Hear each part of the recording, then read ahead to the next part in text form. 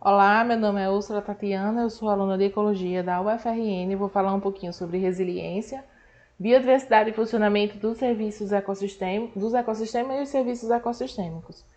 Em 1973, Holling foi o primeiro cientista a definir resiliência como a persistência de relações do sistema, uma medida de capacidade dos sistemas em absorver essas alterações das suas variáveis de estado, das suas variáveis determinantes e de seus parâmetros, continuando a perdurar assim no tempo. Na ecologia, a resiliência é a capacidade de um ecossistema de responder a uma perturbação ou a distúrbios, resistindo-se a danos e recuperando-se rapidamente. Esses distúrbios ou essas perturbações podem incluir eventos estocásticos, como incêndios, inundações, tempestades de ventos, explosões populacionais de insetos e atividades humanas também, como desmatamento, uso de pesticidas pulverizados no solo e a introdução de espécies exóticas de plantas ou de animais. Com relação à biodiversidade e funcionamento dos ecossistemas, a gente sabe que o Brasil abriga a maior biodiversidade do planeta, ou seja, 20% do número total de espécies do mundo, elas estão aqui no Brasil. E devido a essa maior diversidade de biomas, é que a gente tem uma enorme riqueza de fauna e de flora.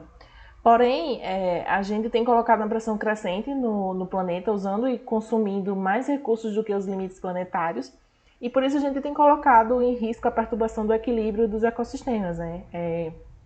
E, consequentemente, a perda da biodiversidade. A gente sabe que a gente já atingiu 3 limites planetários e um deles é com relação à perda da biodiversidade. Com relação aos serviços ecossistêmicos, a definição é super simples. Ela trata-se dos benefícios que as pessoas obtêm da natureza, usando direto ou indiretamente através dos ecossistemas, a fim de sustentar a vida no planeta Terra.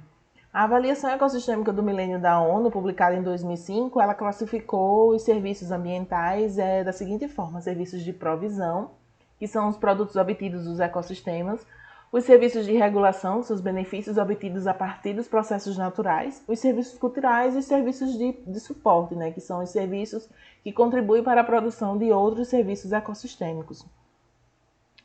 E aí, com isso, a gente tem a questão da Amazônia, né, que está muito na mídia, que é a questão do aumento do desmatamento.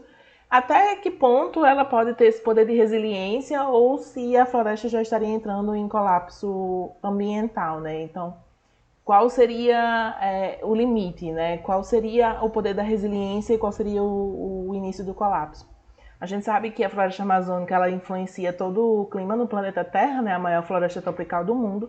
Ela tem inúmeras plantas e animais que só são encontradas na floresta amazônica. E a gente sabe que a floresta ela regula a temperatura de todo o planeta, né? A partir do momento que ela reduz a quantidade do dióxido de carbono que está se acumulando na atmosfera. Não só a floresta tem esse importante papel de sequestro de carbono, mas também os oceanos também absorvem uma parte desse carbono e a vegetação também, né? A floresta amazônica é um importante tesouro biológico vivo, né?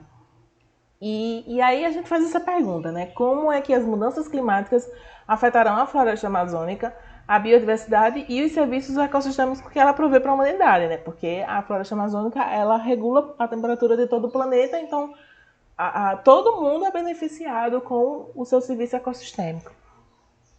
Com base nisso, eu trouxe esse projeto Amazon Face, que é um projeto que consiste em fazer experimentos de fertilização de gás carbônico na floresta amazônica. Né? O objetivo é investigar como o aumento atmosférico do CO2 afeta a resiliência da floresta amazônica, tanto com relação à biodiversidade que ela abriga, principalmente também os serviços ambientais que ela provê.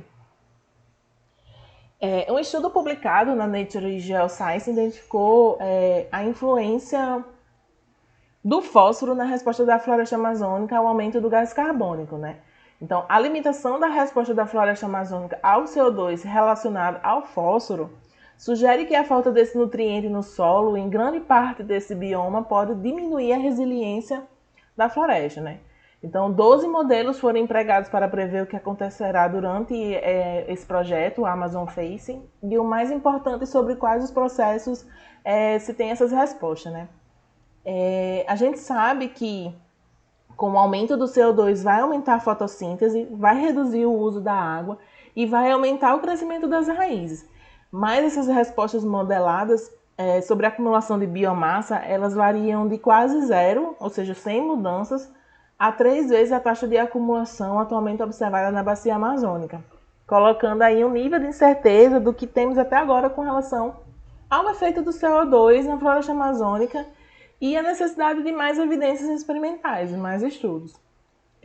Os resultados desses modelos, eles permitiram a identificação de processos chaves e de muitas variáveis a serem investigadas em campo, né?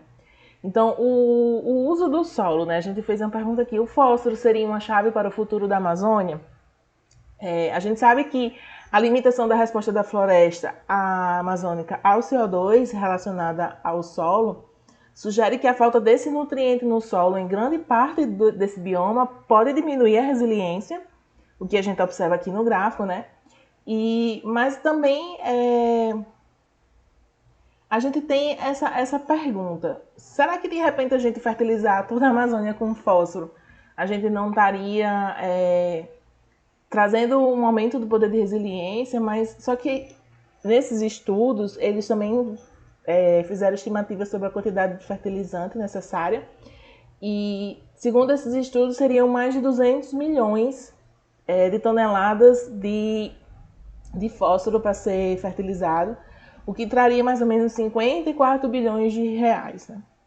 Então, assim, a gente sabe que o fósforo traria muitos impactos negativos, a fertilização, no caso do fósforo, traria muitos impactos negativos, como, por exemplo, a eutrofização dos sistemas de água doce em toda a bacia, e por isso que ela se torna uma medida proibitiva, né? Não dá pra gente só pegar e colocar fertilizar com fósforo na Amazônia sem ter todo aquele vai ter todo um colapso no sistema, no ecossistema, com relação a essa fertilização.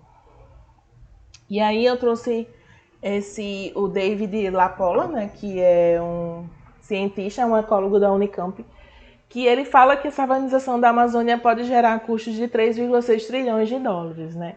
Então, uma alteração climática seria tão drástica, né? Esse processo de savanização é uma teoria que já fez 20 anos, no ano passado, com relação à savanização da Amazônia, né? Uma alteração climática, ela vai secar todos os rios, né? Que é uma das principais vias de transporte dos passageiros e cargas na região. Com o menor volume das águas nos rios, as hidrelétricas que estão instaladas nas regiões, elas seriam impactadas e isso vai refletir na produção industrial. E uma das consequências também seria a migração em massa desses moradores que moram em áreas de floresta para os centros urbanos, o que vai alterar a dinâmica da urbanização das grandes cidades amazônicas, né? E essas projeções, os serviços ecossistêmicos, do poder de resiliência da floresta, desses tópicos que a gente está falando aqui, que tudo isso impactaria toda a população global, não só localmente, mas de modo geral.